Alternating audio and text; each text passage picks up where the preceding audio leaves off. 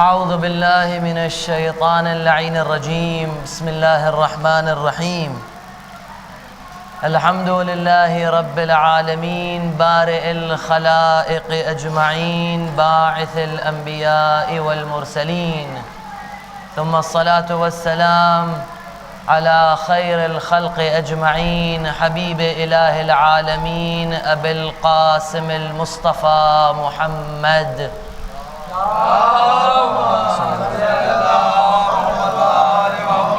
وعلى أهل بيته الطيبين الطاهرين المعصومين الهداة الميامين، واللعنة الدائمة على أعدائهم وقتلتهم غاصبي حقوقهم منكري فضائلهم أجمعين. أما بعد، فقد قال الله تبارك وتعالى في القرآن الكريم: بسم الله الرحمن الرحيم. وقال لهم نبيهم إن الله قد بعث لكم طالوت ملكا قالوا أنى يكون له الملك علينا ونحن أحق بالملك منه. ایک صلوات پڑھ دے بر محمد و آلہ.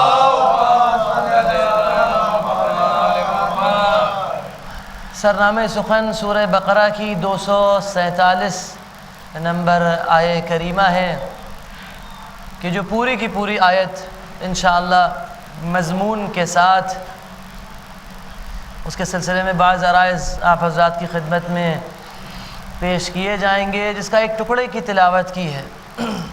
کیا فرماتا ہے؟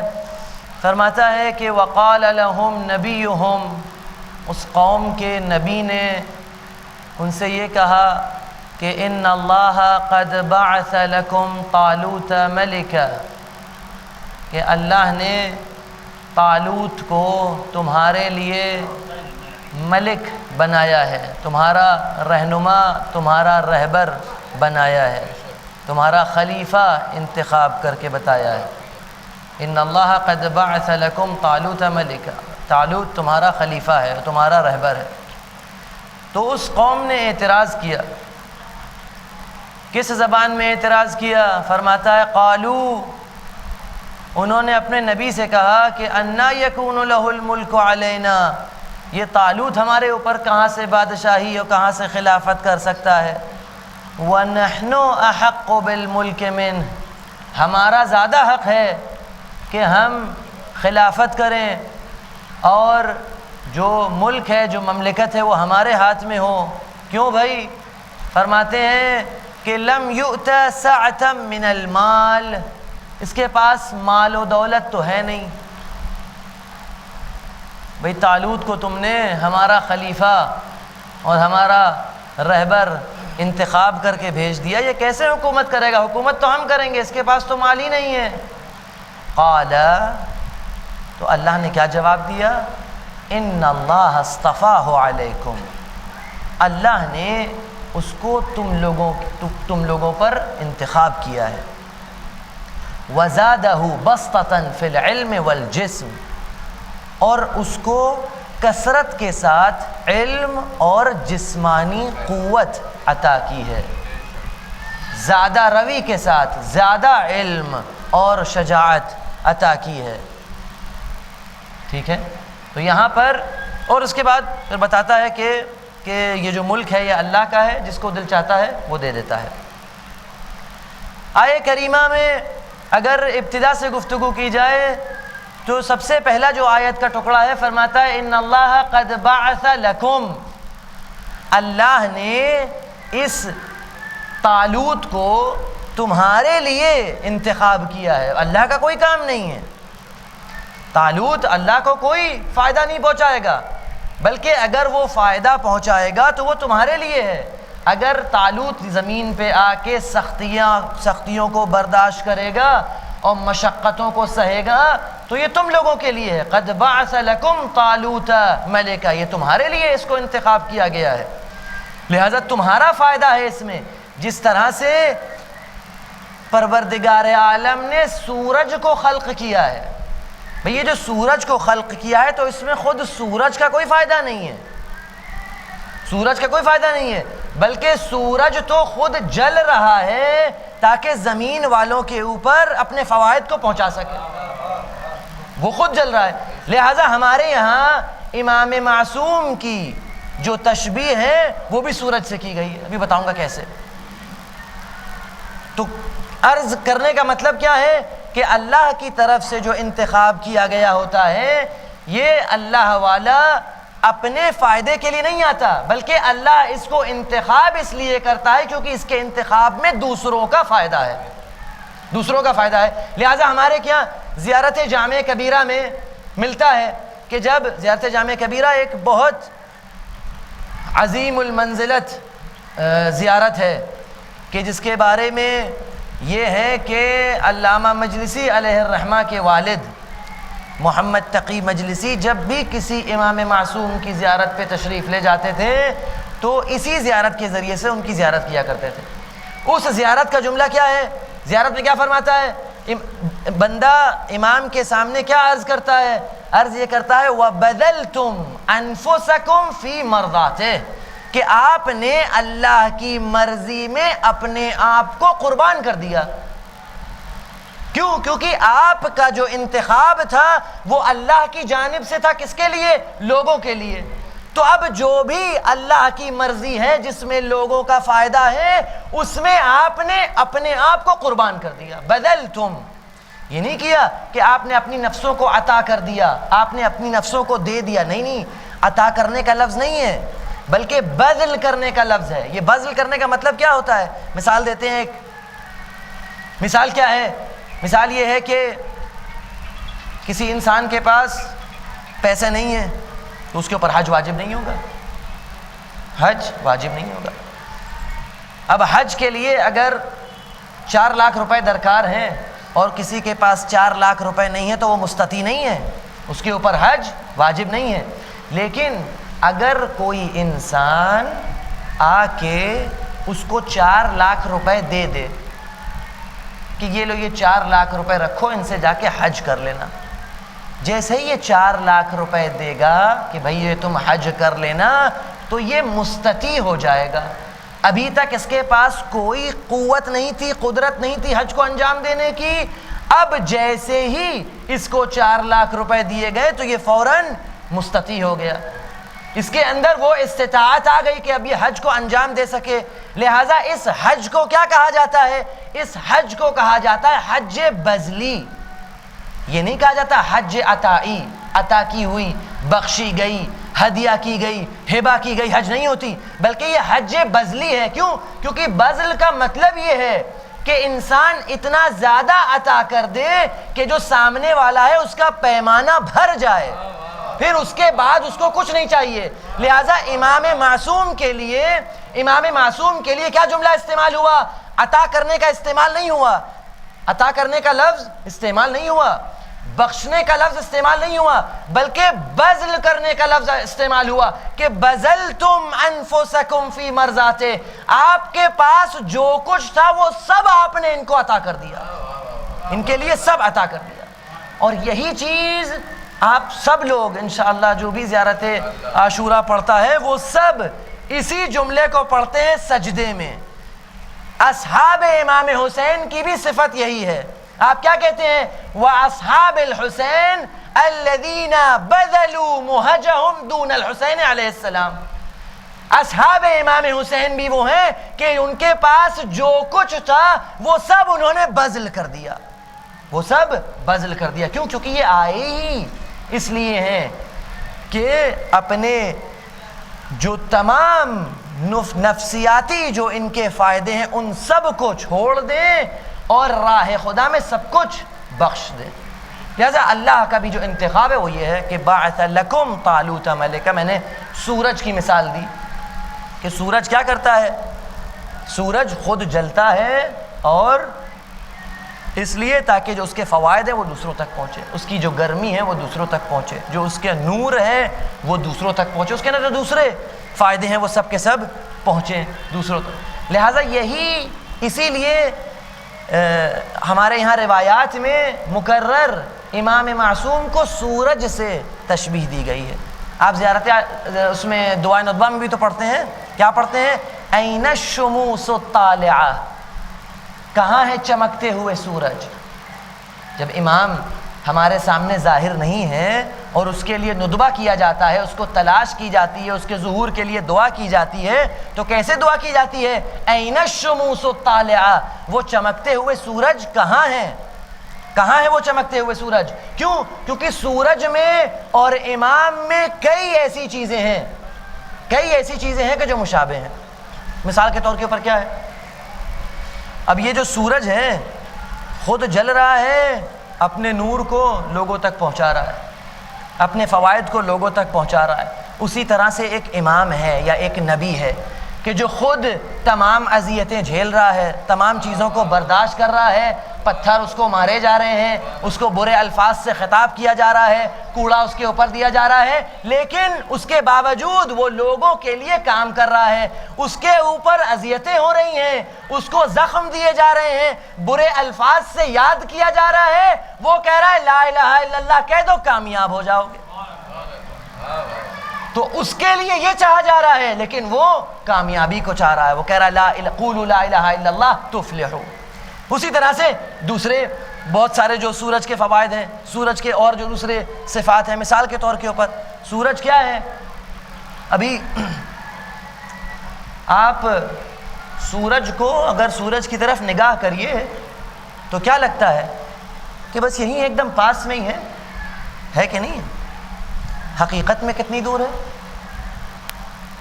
حقیقت میں اتنی دور ہے کہ ایک طویل عرصہ لگتا ہے اس کا نور صرف زمین پہ پہنچ جائے، ہے کہ نہیں؟ سورج میں اور ہم میں اتنی دوری ہے کہ ایک طویل عرصے کے بعد اس کا نور ہم تک پہنچتا ہے اور ہم اس کو دیکھ پاتے ہیں۔ یہ سورج کی صفت ہے۔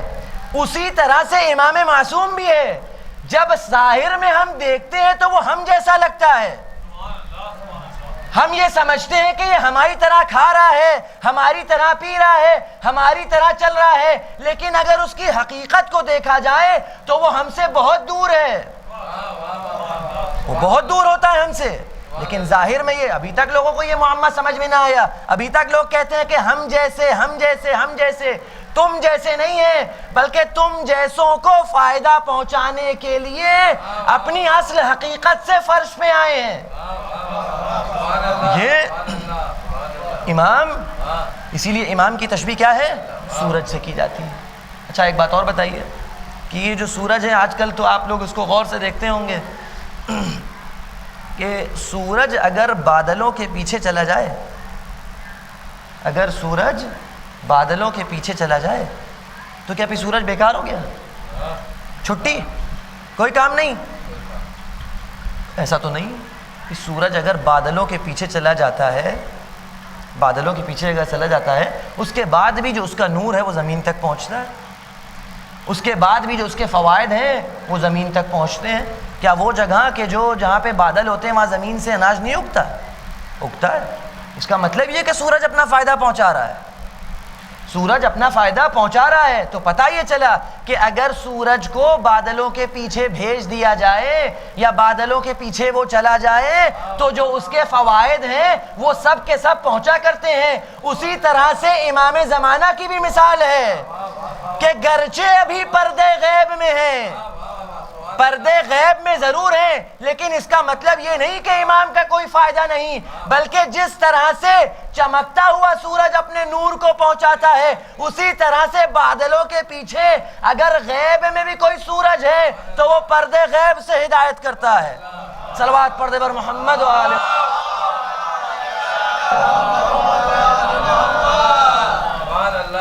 یہ امام کی اسی طرح سے مکرر کئی جگہوں پر، لہذا امام سے پوچھا گیا، چھٹے امام امام صادق علیہ الصلوۃ والسلام،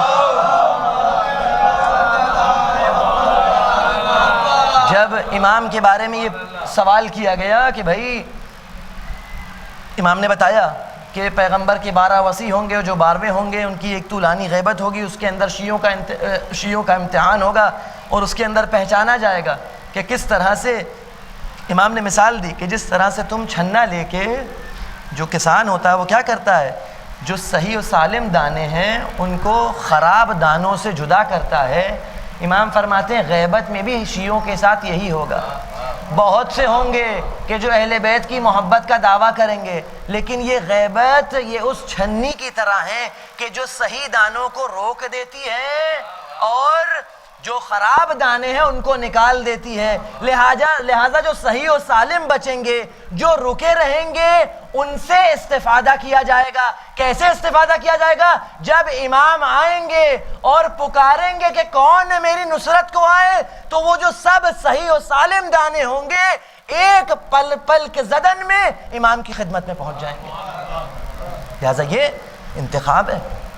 تو امام سے جب پوچھا کہ مولا اگر ان کی غیبت اتنی طولانی ہوگی تو کیا اس ایسے امام کا فائدہ کیا ہے؟ تو امام نے یہی بات کی۔ کیا فرمایا؟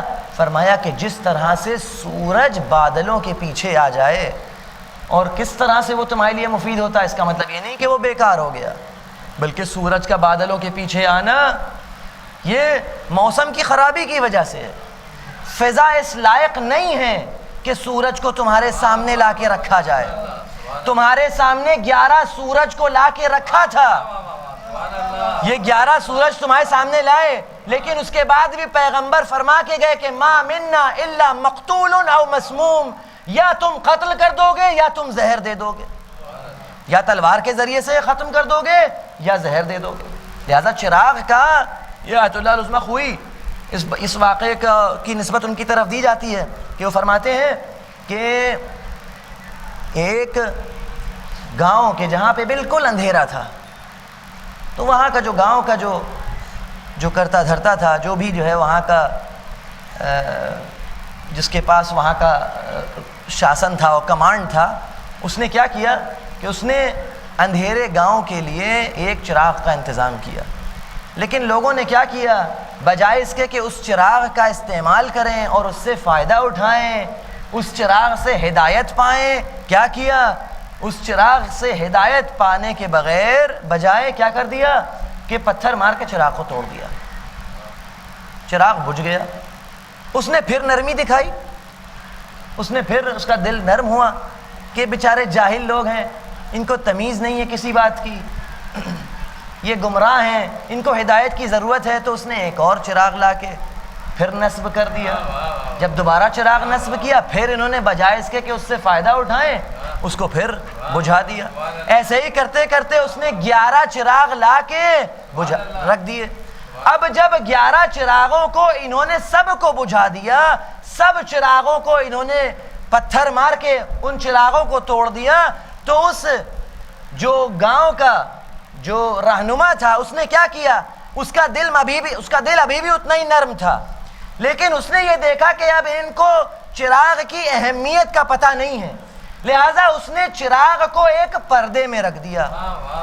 اب پردے میں چراغ تھا، روشنی آ رہی تھی لیکن دیکھ نہیں پا رہے تھے۔ اسی طرح سے پروردگار عالم نے بھی ان کے لیے ایک کے بعد ایک حجتوں کو انتخاب کیا اور لے کے آیا، ان کے سامنے لا کے رکھا، لیکن جب انہوں نے ان کی قدر نہیں کی تو اس نے پردے میں رکھ دیا، اس نے اس کو پردے غیب میں رکھ دیا کہ جب تک تم نہیں مانگو گے تب تک نہیں دیں گے۔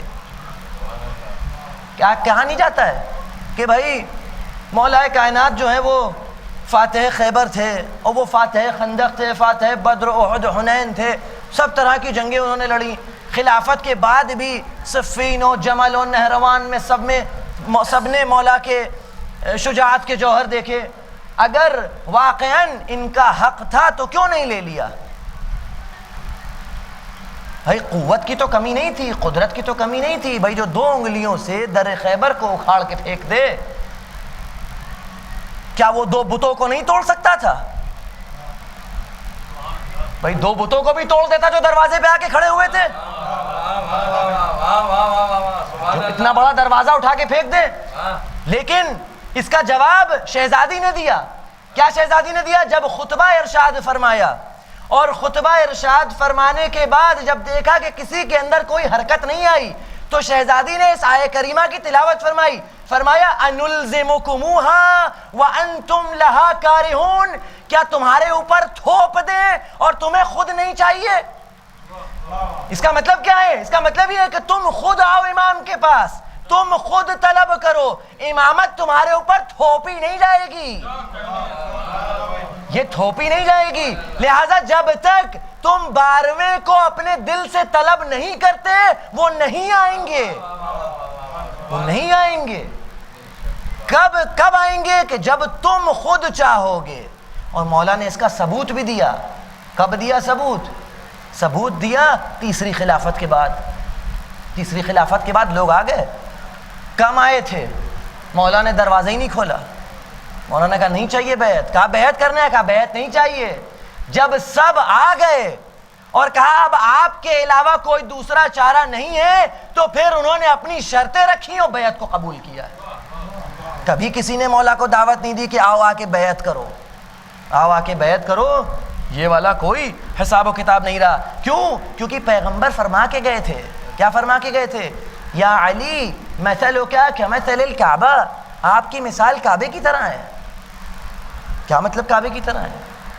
بھئی آپ کو حج و عمرہ کرنا ہے، آپ کے اوپر حج و عمرہ واجب ہو گیا، تو کیا کعبہ یہاں آئے گا آپ کا طواف کروانے کے لیے؟ کعبہ طواف کروانے نہیں آئے گا۔ اسی طرح سے علی کی بھی مثال کعبے کی طرح ہے۔ جس طرح سے تم جاتے ہو، جیسے ہی مستطیع ہو گئے تو فوراً کعبے کے پاس پہنچے طواف کرے، اسی طرح سے پیغمبر کے بعد جاؤ در علی پہ طواف کرو۔ توتا ولا تأتی، آپ کے پاس آیا جاتا ہے، آپ کہیں نہیں جاتے، پیغمبر فرما کے گئے ہیں۔ اسی طرح سے جس طرح سے پہلے علی ہیں اسی طرح سے 12ویں علی ہیں کہ ان کے پاس جایا جائے گا، یہ نہیں آئیں گے، یہ نہیں آئیں گے جب تک خود نہیں چاہے گا تب تک نہیں آئیں گے۔ تو لہٰذا امام مکمل سورج کی طرح ہے کہ جس طرح سے پروردگار عالم نے ایک سورج، اس کا نور ایسا آسمان کے اوپر نصب کیا ہے کہ جس کو دیکھتے ہی انسان پہچان جاتا ہے، اسی طرح سے امامت کا نور ہے کہ آؤ آ کے دیکھو، دیکھتے ہی یقین کر لو گے، دیکھتے ہی۔ لہذا جو بھی اماموں کے منکر رہے وہ تھے کہ جنہوں نے دیکھا تک نہیں تھا، جن کو یہ تک نہیں معلوم تھا کہ مسجد میں بھی جاتے تھے۔ امامت کے منکر صرف وہ لوگ ہیں۔ اچھا، یہ جو میں نے اتنی ساری باتیں کی کہ امامت کی مثال سورج کی طرح ہے، اور سورج جس طرح سے دور ہوتا ہے اور سورج جس اپنے فائدے پہنچاتا ہے، سورج بادلوں کے پیچھے ہوتا ہے، یہ نہ سمجھنے لگیے گا کہ امام واقعاً سورج کی طرح ہوتا ہے، بلکہ اگر امام برحق ایک انگلی کا اشارہ کر دے تو سورج اپنی جگہ سے پلٹ جاتا ہے۔ ایک صلوات پڑھ دے بر محمد و آل محمد۔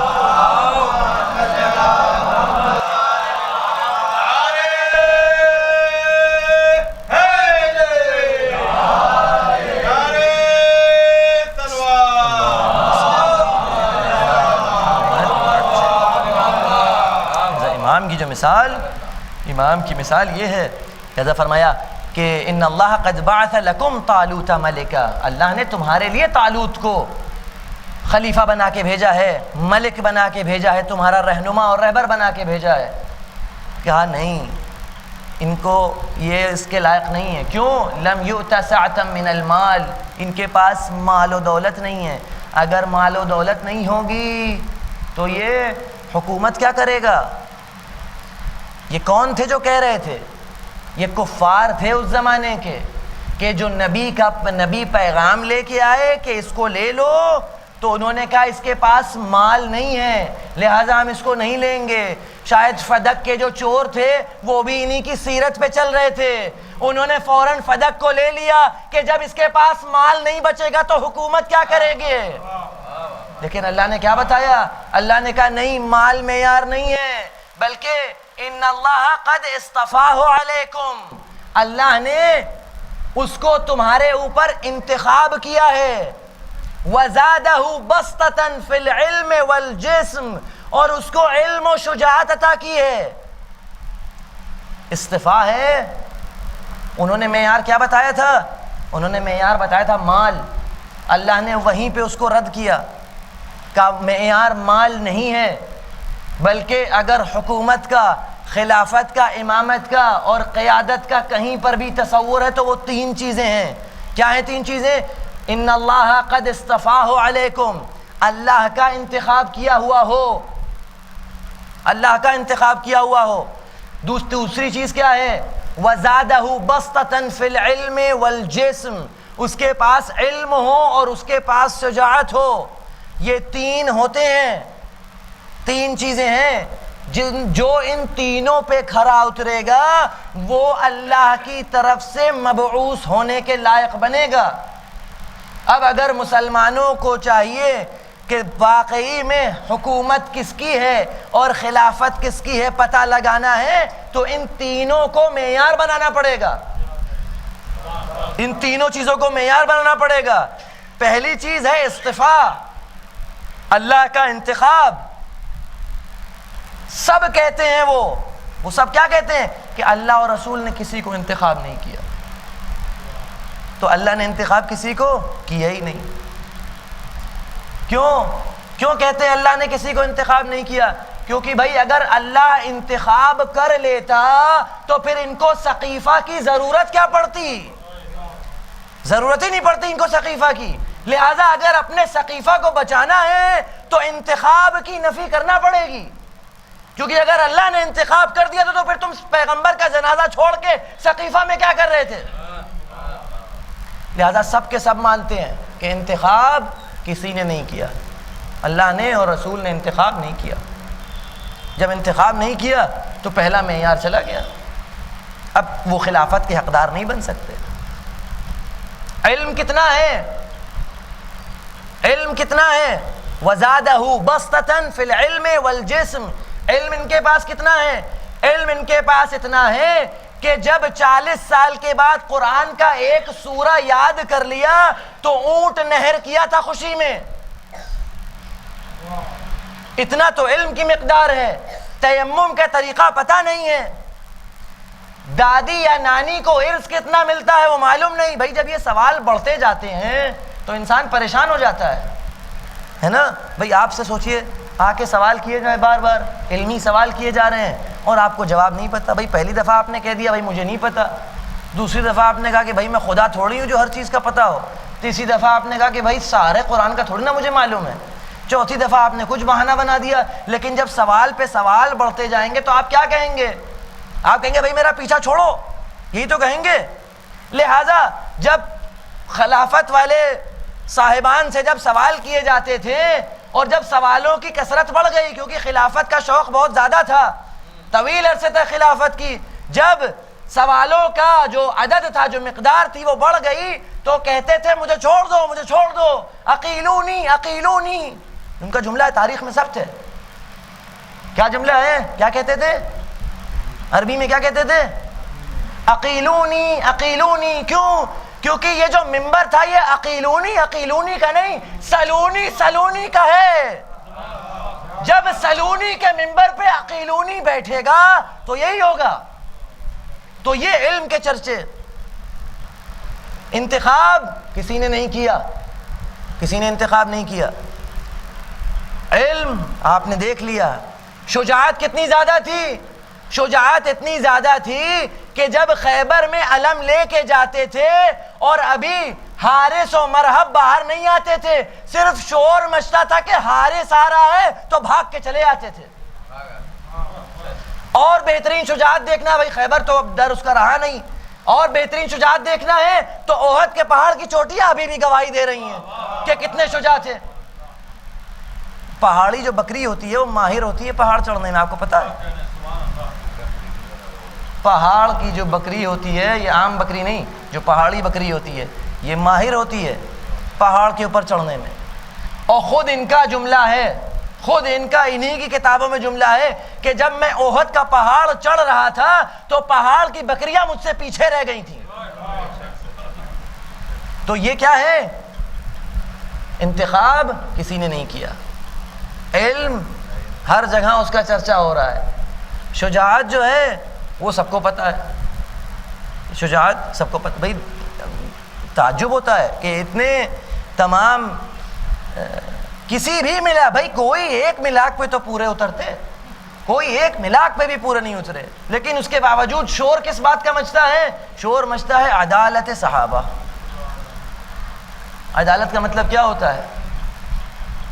عدالت کا مطلب یہ ہوتا ہے کہ انسان کوئی گناہ انجام نہ دے، جان بوجھ کے کسی بھی گناہ کو انجام نہ دے۔ کہتے ہیں تمام جو صحابہ تھے وہ سب کے سب عادل ہیں، تمام صحابہ عادل ہیں۔ عدالت صحابہ ان کا ایک ٹھوس، جس طرح سے آپ کیا نہیں ہے عصمت معصومین، 14 معصومین کا معصوم ہونا آپ کے بنیادی عقائد میں سے ہے، ان کے یہاں بھی کیا ہے عدالت صحابہ بنیادی ان کے عقائد میں سے ہے۔ بھئی کرنا ہی تھا، جب اہل بیت کے مقابل میں صحابہ کو لے کے آنا تھا تو اب صحابہ کو معصوم تو کہہ نہیں سکتے، کیونکہ سینکڑوں سال تک تو جو ہے سب کے سب بت پرست رہے ہیں، 10 سال سب نے بت پرستی کی ہے، تو اب یہ معصوم تو ہو نہیں سکتے، اور اہل بیت کے مقابل میں آنے کا بھی شوق ہے، لہذا کیا ہے، لہذا انہوں نے عدالت صحابہ کا ایک شروع کیا کہ بھئی سب کے سب صحابہ عادل ہیں، سب کے سب عادل ہیں، اب جو کرے وہ سب صحیح۔ لیکن جو غور کرنے کی اور فکر کرنے کی بات ہے وہ یہ ہے کہ خود صحابہ ایک دوسرے کے گریبان میں لپٹے ہوئے ہیں۔ خیبر میں کیا ہوا تھا، خیبر میں کیا ہوا جو میں نے ابھی بتایا، ان کو سردار بنایا گیا تھا، ان کو سردار بنایا گیا تھا اور ان کو ایک فوج دی گئی تھی، چاہ رہے تھے کہ بھئی میں بھی علم اٹھانے لگوں، تو پیغمبر نے کہا علم اٹھانے کا شوق ہے، یہ لو علم اور یہ لو فوج اور تم علمدار، جاؤ علم لے کے۔ اب جب یہ علم لے کے بڑھے اور وہاں شور مچا کہ مرحب آ رہا ہے تو سب بھاگ آئے۔ اب جب سب بھاگ کے آئے، اب دیکھیے یہ جو سب بھاگ کے آئے ہیں یہ سب صحابہ ہیں کہ نہیں ہیں؟ سب صحابہ ہیں، جو علم بردار ہیں وہ بھی صحابہ ہیں اور جو علم بردار کے پیچھے ہیں وہ بھی سب صحابہ ہیں، سب بھاگ کے آئے۔ اب جب سب بھاگ کے آئے تو پیغمبر نے پوچھ لیا بھئی یہ کیا ہوا، خیبر کہاں ہے، اس کی فتح کہاں ہے؟ بھئی تم تو فاتح خیبر بننے کے لیے گئے تھے، خیبر تو فتح نہیں ہوا۔ تو تمام جو لشکر کے لوگ تھے وہ کہہ رہے تھے یہ ڈرپوک ہے، اور یہ کہہ رہے تھے کہ یہ سارے لشکر والے ڈرپوک ہیں۔ اب بتاؤ کہ یہ صحابہ جھوٹ بول رہے ہیں یا یہ اکلوتا صحابی جھوٹ بول رہا ہے؟ لہٰذا جب خود صحابہ ایک دوسرے کے اوپر آ کے بات کر تو بھئی کون صحابی اگر جھوٹ بول رہا ہے، لہٰذا کسی بھی ملاک کے کسی بھی معیار کے اوپر کھڑے نہیں اترتے۔ لیکن آؤ یہی چیز ہم سے آ کے پوچھو، یہی چیز ہم سے آ کے پوچھو کہ اللہ نے 3 چیزوں کو ملا کے بنایا ہے۔ پہلی چیز کیا ہے؟ پہلی چیز ہے جسم۔ جسم کی بات اگر تم کرتے ہو تو جیسے ہی تم جسم کا نام لوگے ہم صرف ایک جملہ کہیں گے کہ جو سب نے لکھا ہے ضربت علی یوم الخندق افضل من عبادت الثقلین، علی کی ایک ضربت تمام جن و انس کی عبادت سے بہتر ہے۔ یہ ہے شجاعت۔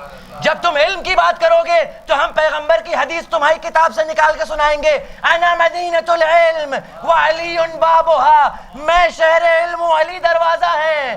اور جب تم انتخاب کی بات کرو گے تو ہم تم کو غدیر کے میدان میں لے کے جائیں گے، من کنت مولا فہذا علی مولا۔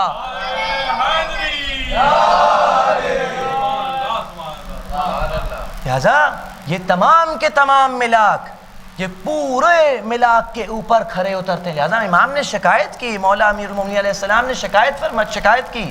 کیا تھی شکایت؟ فرماتے ہیں کہ عام مسلمان کا حق، عام مسلمین کا حق کیسے؟ 2 گواہ ہوں تو مل جاتا ہے، 2 گواہوں کے ذریعے سے حق مل جاتا ہے۔ اکلوتا ایک میں ہوں کہ جو سید المسلمین ہے، جو یعصوب الدین ہے، امیر المومنین ہے، فرماتے ہیں 1,20,000 لوگوں کے ہونے کے باوجود مجھے میرا حق نہیں ملا، مجھے میرا حق نہیں ملا۔ لہذا اس امام کو پہچانے بغیر مرنا یہ کفر کی موت ہے۔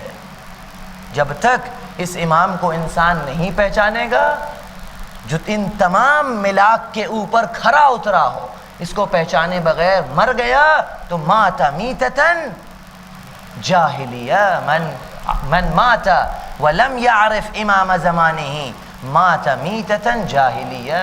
آ کے رکھ دیتے ہیں کہ نماز کے مقابل میں اور روزے کے مقابل میں ایک بات بتائیے، اگر کوئی انسان ہے مسلمان ہو نماز پڑھے بغیر مر جائے، کافر مرتا ہے؟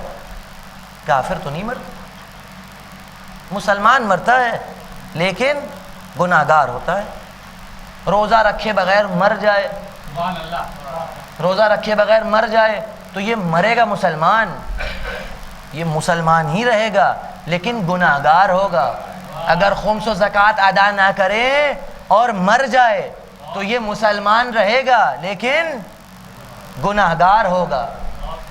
تو پتہ یہ چلا کہ اگر نماز و روزہ و خمس و زکوٰۃ کے بغیر انسان دنیا سے چلا جائے تو جاہلیت کی موت نہیں مرتا، لیکن یہ امام کی معرفت ہے کہ اگر بغیر اس کے مر گیا تو پھر مسلمان نہیں کافر مرے گا۔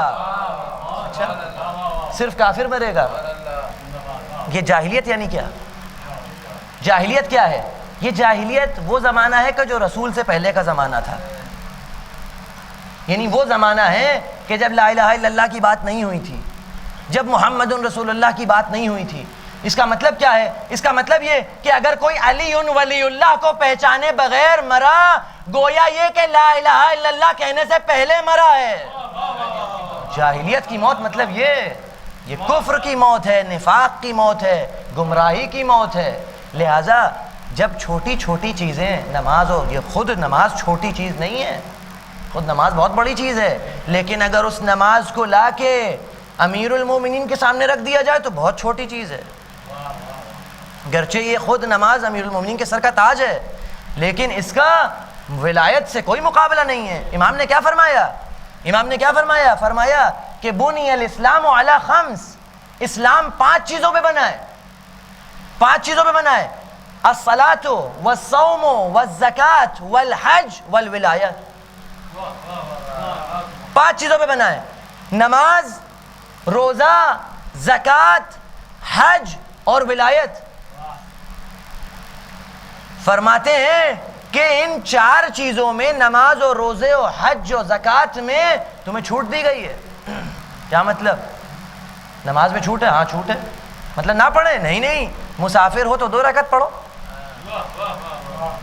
سفر پہ گئے ہو 2 رکعت نماز پڑھو، کھڑے ہو کے نہیں پڑھ سکتے بیٹھ کے پڑھ لو، بیٹھ کے نہیں پڑھ سکتے لیٹ کے پڑھ لو، ہونٹ نہیں چل رہے ہیں اشارے سے پڑھ لو، ڈوب رہے ہو ایک اشارہ کرو، نماز ہو جائے گی تمہاری۔ چھوٹ ہے کہ نہیں ہے؟ پوری چھوٹ ہے۔ روزے میں بھی چھوٹ ہے۔ کیسی چھوٹ ہے؟ سفر پہ ہو نہ رکھو، بیمار ہو نہ رکھو، بچے کو دودھ پلانا ہے نہ رکھو، سن زیادہ ہو گیا ہے نہ رکھو، ڈاکٹر نے منع کر دیا ہے مت رکھو، سب میں چھوٹ دی گئی ہے۔ حج میں چھوٹ ہے؟ بالکل حج میں چھوٹ ہے۔ کتنے ایسے ہیں کہ جو مستطیع ہوتے ہی نہیں ہیں، دنیا سے چلے جاتے ہیں، ان کے اوپر حج ہی نہیں واجب ہوتا۔ جب تک اتنا پیسہ نہیں آئے گا حج واجب نہیں ہوگا۔ جب تک انسان کی جان اور مال سلامت نہیں ہوگی تب تک حج اس کے اوپر نہیں ہوگا، حج واجب نہیں ہوگا۔ مال پورا ہو اور جان صحیح ہو، راستے ٹھیک ہوں، جانے لائق ہوں، اس کے بعد یہ کہا جائے گا کہ بھائی حج تمہارے اوپر واجب ہے، ورنہ چھوٹ ہی چھوٹ ہے۔ زکوٰۃ میں بھی چھوٹ ہے؟ ہاں زکوٰۃ میں بھی چھوٹ ہے۔ کیوں؟ 40 بھیڑیں نہیں ہیں مت دو زکوٰۃ۔ اپنے گھر سے خرید کے کھلاتے ہو بھیڑوں کو مت دو زکوٰۃ۔ اگر صحرا میں لے جا کے چراتے ہو تو زکوٰۃ ہے، اگر اپنے خود پیسے سے خرید کے کھلاتے ہو تو زکوٰۃ نہیں ہے۔ 5 اونٹ نہیں ہے زکوٰۃ مت دو۔ سب چیزوں میں چھوٹ دی ہے۔ امام نے کیا فرمایا کہ سفر میں چھوٹ ہے، ڈاکٹر منع کرے چھوٹ ہے، ماں باپ منع کر دیں تو سب طرح کی چھوٹ ہے، لیکن فرماتے ہیں یہ جو 5ویں چیز ہے اس میں کوئی چھوٹ نہیں ہے، اس میں کوئی چھوٹ نہیں ہے۔ سفر میں ہو یا حضر میں ہو، گونگے ہو، بہرے ہو، لنگڑے ہو، لولے ہو، جس طرح سے بھی ہو، جب تک دل دھڑک رہا ہے اس ولایت کا اقرار کرنا ہے۔ اگر بغیر اقرار کیے مر گئے تو کفر کی موت مرے، کفر کی موت، یہ کفر کی موت ہے۔ کہتے کیا ہے؟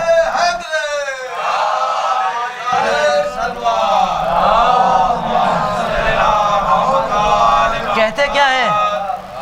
یہ حدیث جو ہے من مات ولم یعرف امام زمانہ مات میتۃ جاہلیہ، یہ جو حدیث ہے یہ کہاں ملتی ہے؟ یہ ان کی اہم کتابوں میں ہے، اہم کتابوں میں یہ حدیث جو ہے وہ موجود ہے کہ اگر کوئی مر گیا اور زمانے کے امام کو نہیں پہچانا تو کیا؟ تو جاہلیت کی موت مرا۔ تو جب ان کو یہ حدیث دکھائی جاتی ہے کہ دیکھو بھائی یہ لکھا ہے، اب تو ماننا پڑے گا، اب تو ماننا پڑے گا۔ تو کیا کہتے ہیں؟ کہتے ہیں نہیں، یہاں پہ امام سے مراد کوئی شخص نہیں ہے. پھر کیا ہے؟ ہر جگہ ان کا یہی کھیل چلتا ہے. جب پیغمبر نے دونوں ہاتھوں پہ بلند کر کے بتایا تھا من کنتو مولا، تو کہہ رہے ہیں مولا سے مراد ولی نہیں ہے، یہ ولی نہیں، یہ دوست ہے، یہ ناصر ہے، یہ یاور ہے، یہ اس طرح کی چیز ہے. وہ غنیمت میں کچھ مل گیا تھا، ان کو زیادہ دے دیا گیا تھا، تو جو صحابہ ناراض ہو گئے تھے. بھائی جب صحابہ ناراض ہو گئے تھے اور دوستی کا اعلان کر دیا تھا تو یہ بیعت کس بات کی تھی؟ اور یہ بیعت بھائی صحابہ سے لے لیتے، یہ پیغمبر اپنی بیویوں سے کیوں بیعت لے رہے ہیں؟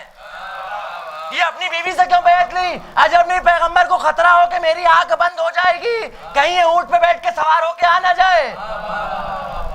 جب بیعت لی ہے، ایسے تھوڑی نہ ہے. تو یہاں پر بھی کہتے ہیں، کیا کہتے ہیں کہ بھئی یہ امام سے مراد جو ہے وہ کوئی شخص نہیں ہے. پھر کیا ہے؟ امام سے مراد قرآن ہے. اچھا، امام سے مراد قرآن ہے. کیسے پتا آپ کو امام سے مراد قرآن ہے؟ کہا دیکھیے جا کے سورہ یاسین میں. سورہ یاسین میں کہتا ہے وَكُلَّ شَيْءٍ أَحْصَيْنَاهُ فِي إِمَامٍ مُبِينٍ، ہر چیز کو، ہر خشک و تر کو ہم نے امام مبین میں رکھ دیا ہے، یعنی قرآن کے اندر رکھ دیا ہے. ایک اور بھی آیت ہے، وہاں پہ کیا کہتا ہے؟ کہتا ہے وَمِن قَبْلُ كِتَابُ مُوسَى إِمَامًا وَرَحْمَةً، اور اس سے پہلے موسیٰ کی کتاب امام تھی اور رحمت تھی. تو کتاب کو امام کہا گیا کہ نہیں کہا گیا؟ تو پیغمبر دراصل یہ بتانا چاہ رہے ہیں کہ اگر کوئی قرآن کو نہ پہچانے اور مر جائے تو وہ کفر کی موت مرے گا. پیغمبر اصل میں یہ بتانا چاہ رہے ہیں. لہذا اس سے مراد علی نہیں ہے، قرآن ہے. قرآن کو پہچانے بغیر اگر کوئی مر گیا تو وہ کفر کی موت مرا. علی کی بات ہی نہیں ہو رہی ہے. ہم کہیں گے کہ غور سے حدیث کو پڑھا ہی نہیں. امیر المومنین کے بغض میں جلدی اتنی تھی کہ کسی نہ کسی طرح سے پیغمبر کی بات کو کہیں نہ کہیں لے جا کے گھما دیں. انہوں نے حدیث کو ہی نہیں پڑھا. حدیث کیا کہتی ہے؟ حدیث یہ کہتی ہے کہ من مات ولم یعرف امام زمانہ، اگر کوئی مر گیا اور اس نے اپنے زمانے کے امام کو نہیں پہچانا. اب تم بتاؤ کیا تمہارے زمانے کا امام الگ ہے؟ کیا ہر زمانے کا الگ الگ قرآن ہے؟ بھائی قرآن تو سب کا ایک ہے، قرآن سب کا ایک ہے. لہٰذا جب کہہ رہے ہیں کہ زمانے کے امام کو پہچاننا تو قرآن مراد نہیں ہو سکتا، کیونکہ قرآن تو وہی ہے کہ جو رسول لے کے آئے تھے. یہ امام ہے کہ جو ہر زمانے کا الگ الگ ہوگا. ایک صلوات پڑھ دے بر محمد و آل محمد.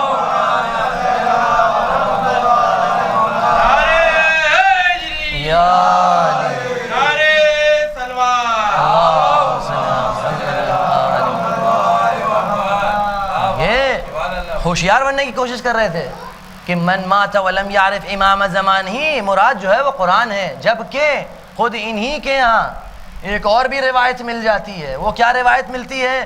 وہ روایت یہ ہے کہ من مات ولیس فی عنقہ بیعۃ مات میتۃ جاہلیہ، اگر کوئی مر گیا اور اس کی گردن پہ بیعت نہ ہوئی تو وہ کفر کی موت مرا. اب بتاؤ تم میں سے کتنے ہیں کہ جو قرآن کی بیعت کیے ہیں؟ کسی نے قرآن کی بیعت نہیں ہے، کوئی نہیں قرآن کی بیعت کرواتا. لہذا بیعت کرنا ہے. اب سب مسلمان بتائیں کہ آج 1400 سال بعد یہ کس کی بیعت میں ہیں؟ یہ رسول کے 12ویں جانشین کی بیعت میں ہے یا ابھی بھی کسی ابو بکر بغدادی کو ڈھونڈ رہے ہیں بیعت کے لیے؟ صلوات پڑھے بر محمد و آل محمد. بھائی ان کے یہاں تو یہی ہے کہ جیسے ہی کسی نے آ کے خلافت کا دعویٰ کیا کر لی بیعت لے جا کے. کیوں؟ کوئی مل ہی نہیں رہا ہے، کوئی مل ہی نہیں رہا ہے. ثقلین سے آنکھیں بند کیے ہیں اور بتا رہے ہیں قرآن سے تمسک کیا. بھائی قرآن بھی ایسے ہی نہیں ہدایت کر دیتا ہے. قرآن کیا کہتا ہے؟ کہتا ہے لا یمسہ الا المطہرون، قرآن کو کوئی نہیں پہنچ سکتا قرآن تک الا المطہرون، سوائے وہ کہ جو پاک صاف ہوں، سوائے وہ کہ جو یہ تائید ہے ان روایتوں کی جو ہم نے شروع میں سنائی تھی کہ جو تیمم نہیں پتا اور سورے نہیں یاد کر پا رہے ہیں، پہلے پاک و صاف تو ہوں. جب تک طاہر نہیں ہوں گے کیسے اس کو چھو سکیں گے؟ کیسے اس کی حقیقت تک پہنچ سکیں گے؟ تو اس کا مطلب یہ ہے کہ پروردگار نے اگر قرآن بھیجا ہے تو کسی ایسے کو بھی بھیجا ہوگا کہ جو یطہرکم تطہیرا ہوگا، جس کو خود پاک صاف کر کے بھیجا ہوگا تاکہ وہ قرآن کی پوری تعلیم عطا کر سکے۔ پاک صاف لوگ ہوں گے، لہذا ہر ایک کی یطہرکم تطہیرا میں جگہ نہیں ہے، بلکہ یطہرکم تطہیرا 5 کو جمع کیا تھا۔ اچھا بہت دیکھیے حدیث قصہ کے اندر کئی عجیب پہلو ہم بعض مجلسوں میں ذکر کر چکے ہیں، ایک چیز جو ذکر نہیں کی وہ یہاں پہ بیان کر رہے ہیں کہ رسول خدا نے جیسے ہی سب کو جمع کیا، ایک ایک کر کے سب آئے، یہ دیکھیے کہ کتنا عجیب سا اور خوشگوار ماحول ہے کہ ایک ایک کر کے سب آ رہے ہیں، سلام کر رہے ہیں، اجازت لے رہے ہیں اور چادر کے اندر آ جا رہے ہیں کہ نہیں جا رہے۔ جب سب کے سب 6 لوگ چادر کے اندر جمع ہوگا، آپ کہیں گے 6 لوگ کون؟ بھئی 5 پنجتن تھے، جب پنجتن پاک یہ عرشی نور اس چادر کے نیچے جمع ہوئے تو جبرائیل کیسے رکتے؟ لہذا چھٹے جبرائیل تھے، آخر میں سب سے آخر میں جناب جبرائیل آئے۔ جیسے ہی جناب جبرائیل آئے تو رسول خدا نے کیا کیا؟ رسول خدا نے یہ کیا کہ اخذ، شہزادی کیا فرماتی ہیں؟ اخذ ابی رسول اللہ بطرفی الکساء، چادر کو دونوں طرف سے پکڑ لیا۔ یہ چادر کو پکڑنے کی کیا ضرورت تھی؟ پنکھا چل رہا تھا، کیا اڑ جاتی؟ نہیں، یہ اس لیے نہیں پکڑا۔ اخذ ابی رسول اللہ بطرفی الکساء، ابھی بتائیں گے چادر کو پکڑا کیوں تھا۔ اور پھر اوما بیدہ الیمنی الی السماء، کہ چادر کو دونوں طرف سے پکڑ لیا اور پھر سیدھے ہاتھ سے اشارہ کیا آسمان کی طرف، اور کیا فرمایا؟ جو پورا فرمایا اس کے بعد کیا؟ اللہم ہؤلاء اہل بیتی، پروردگار یہ میرے اہل بیت ہیں۔ سب طرف سے جکڑ لینے کے بعد چادر کو یہ بتایا کہ یہ میرے اہل بیت ہیں، کہ کہیں ایسا نہ ہو کہ بعد میں کوئی آئے اور کہے بھائی ہم بھی اہل بیت ہیں اور ہم بھی اہل بیت ہیں، یہ کوئی آ کے نہ کہہ سکے۔ ایسا ہوا تھا کیا؟ کہ ہاں ہوا تھا۔ جناب ام سلمہ رسول اکرم کی مخلص ترین زوجات میں سے، کہ آپ خود سوچئے کہ اگر اس طرح کا ماحول سجا ہو کہ رسول خدا ایک یمانی چادر کے نیچے تشریف فرما ہو اور اس کے بعد ایک ایک کر کے امام حسن آئے، پھر امام حسین آئے، پھر مولا کائنات آئے، پھر شہزادی آئے، اور سب کا طریقہ یہ ہے کہ آ رہے ہیں، سلام کر رہے ہیں، اجازت مانگ رہے ہیں، اجازت مل لی، اندر آ گئے، آئے سلام کیا، اجازت مانگی، اجازت ملی، اندر چلے گئے۔ بھئی ایسے ہی ہوا کہ نہیں ہوا؟ جناب ام سلمہ کھڑی دیکھ رہی تھی، انہوں نے کیا سوچا؟ انہوں نے سوچا کہ بھئی طریقہ یہی طریقہ ہے کہ بھئی جاؤ چادر کے پاس، سلام کرو، اجازت مانگو، اندر چلی جانا۔ یہ بھی پہنچی، جیسے ہی شہزادی پہنچی تو پیچھے پیچھے یہ پہنچی، جناب ام سلمہ سلام اللہ علیہا رضی اللہ عنہا، یہ ہیں جناب ام سلمہ رضی اللہ عنہا، کہ جیسے ہی چادر کے پاس پہنچی اور چادر کے پاس پہنچ کے کیا کہا؟ السلام علیکم یا رسول اللہ۔ اندر سے آواز آئی وعلیکم السلام۔ پھر عرض کیا اتأذن لی ان ادخل معک تحت الکساء، کیا آپ اجازت دیتے ہیں کہ میں آپ کے ساتھ چادر کے نیچے آ جاؤں؟ تو فرمایا علی مکانکی، اپنی جگہ پہ کھڑی رہنا، اپنی جگہ پہ کھڑی رہنا، انتی علی خیر، تم نیکی پہ ہو، تمہیں میں نیکی کی سند دے رہا ہوں، نیک ہو لیکن عرش سے نہیں آئی ہو، عرش سے نہیں آئی ہو، تم نیک ہو، انتی علی خیر، وَإِنَّكِ مِن صالح ازواجی، اور تم میری نیک بیویوں میں سے ہو، تم میری نیک بیویوں میں سے ہو، کانوں کو کھولیے، تم میری نیک بیویوں میں سے ہو۔ جب نیک بیوی چادر کے نیچے نہیں آ سکتی، ان کے لیے اجازت نہیں ہے، ہاں تو بھی کون کہاں سے کیسے آ سکتا ہے؟ ٹھیک ہے، لہذا یہ جو انوار مقدسہ ہیں، ان کی مقام اور ان کا جو گرچہ سامنے دکھ رہے ہیں، انسان کو سوچتا ہے کہ ہم جیسے نہیں، نیک لوگ اور ہیں، اور ان نیک لوگوں کے جو سرور و سالار ہیں وہ الگ ہیں، مومنین الگ ہیں، امیر المومنین الگ ہیں، متقین الگ ہیں، امام المتقین الگ ہیں، بے حد فرق ہے ان دونوں میں۔ یہ امت اگر اسی مقام امامت کو پہچان جاتی تو پھر یہ بغاوت پہ نہ اترتی، پھر یہ نہ کہتا یہ امتی کہ جو رسول کا کلمہ پڑھ رہے تھے کہ باغیوں کا قافلہ ہے، اور 4 سال کی بچی کو سوال نہ کرنا پڑتا کہ اے پھوپھی اماں یہ باغی کون ہوتا ہے، یہ ہم لوگوں کو باغی کیوں کہا جا رہا ہے۔ آج 10 سفر ہے، آج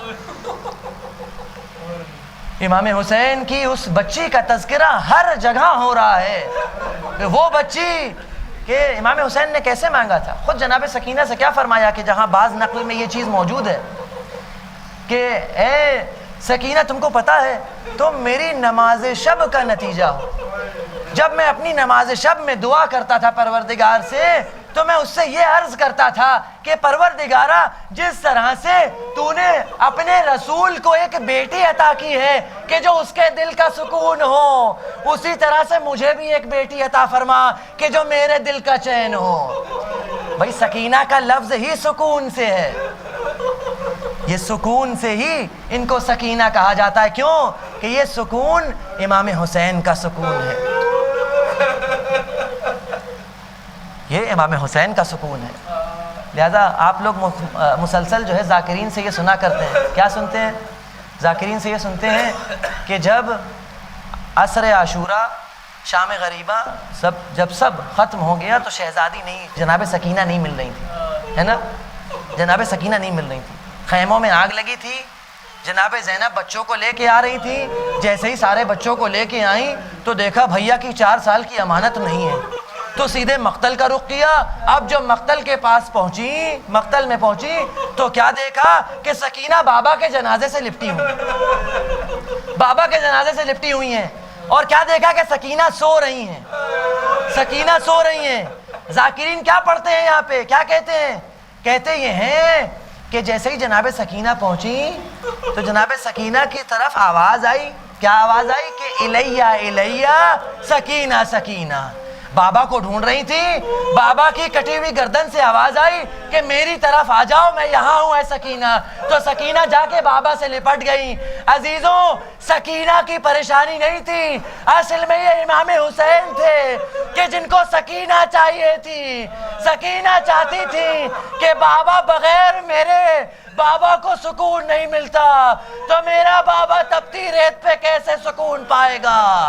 اپنی بابا کے خاطر مقتل میں پہنچی، بابا سے جا کے لپٹ گئی، جب بابا کو سکون آیا تو سکینہ سو گئی۔ اصل میں یہ امام حسین کا سکون تھا، لیکن عزاداران امام مظلوم جس طرح سے امام حسین نے اس بچی کو مانگا تھا کہ پروردگار ایک دم ویسے ہی ہو کہ جیسی تو نے رسول کو عطا کی تھی، تو اس بچی نے 4 سال کی عمر میں کر کے بھی دکھا دیا۔ ارے جیسے رسول کی بیٹی کے تماچے پڑے تھے، جیسے اس پہ آگ لگائی گئی تھی اور جلتا ہوا دروازہ گرایا گیا تھا، اسی طرح سے یہ پوتی بھی بالکل دادی کی سیرت پہ چلی۔ 4 سال کی عمر تھی، شمر کے تماچے تھے، کوئی پشت پہ نیزے مارتا تھا، کوئی کرتے میں آگ لگاتا تھا۔ اجرکم علی اللہ، کس طرح سے اس بچی نے اس سفر کو طے کیا ہوگا کہ جو ایک طولانی سفر تھا، عراق سے شام تک کا سفر، کہ کربلا سے کوفے گئی ہے اور پھر کوفے سے شام کا سفر کیا ہے۔ روایات میں یہ ملتا ہے کہ جناب سکینہ بھئی بعض جگہوں پہ کیونکہ طولانی سفر تھا تو کبھی ان بچوں کو رسن میں باندھ دیا جاتا تھا، اور جب کبھی یہ بچے بالکل نہیں چل پاتے تھے تو اونٹ کی پشت پہ باندھ دیا جاتا تھا، اونٹ کی پشت پہ باندھ دیا جاتا تھا۔ تو اکثر روایات میں یہ ہے، نقل میں جو دوسرے مذاہب کے جو مورخین ہیں وہ نقل کرتے ہیں کہ جب یہ اونٹ چلتے تھے اور پتھریلے علاقوں سے گزرتے تھے تو یہ بچے بار بار نیچے گر جاتے تھے۔ عزیزو یہی حال تھا کہ جب سکینہ کی زندان شام میں قبر بنی، اب جو کفن پہنایا گیا تو سید سجاد چیخ مار کے روئے کیا دیکھا کہ 4 سال کی ننھی بہن پیٹھ زخمی ہو گئے ہیں، پورے بدن پہ نیل پڑے۔ بس مجلس کو ختم کر دیا، بس ایک جملہ۔ وہ کون سا جملہ تھا؟ وہ جملہ وہ ہے کہ جو بچی کی تمنا تھی۔ بچے کی تمنا کیا تھی کہ جب زندان میں تھی تو بار بار اپنی پھوپھی سے پوچھتی تھی کہ اے پھوپھی اماں کب رہائی ملے گی، اے پھوپھی اماں یہ قافلے والے کہاں جا رہے ہیں، یہ اپنے وطن کو جا رہے ہیں، ارے ہم کب اپنے وطن کو جائیں گے۔ عزاداروں، جب رہائی ملی اور رہائی کا حکم ہوا تو سب نے ایک دفعہ کیا کیا؟ سامان سفر باندھنا طے کیا، سامان سفر باندھا اور رہائی کے لیے تیار ہو گئے، سب سفر کے لیے تیار ہو گئے۔ لیکن حسین کی بہن نے ایک دفعہ زندان کا رخ کیا، ننھی سی قبر کے پاس پہنچی، اپنے اوپر جا کے گرا دیا قبر کو، اور ایک مرتبہ کیا کہتی ہے؟ ہائے سکینہ رہائی مل گئی، چلو مدینے چلو، اے بھیا مجھے معاف کرنا، تم نے اس امانت کو میرے سپرد کیا تھا، میں اس کو شام میں چھوڑ کے جاؤں۔ الا ولعنۃ اللہ علی القوم الظالمین وسيعلم الذين ظلموا أي منقلب ينقلبون انا للہ وانا الیہ راجعون۔ ماتم حسین۔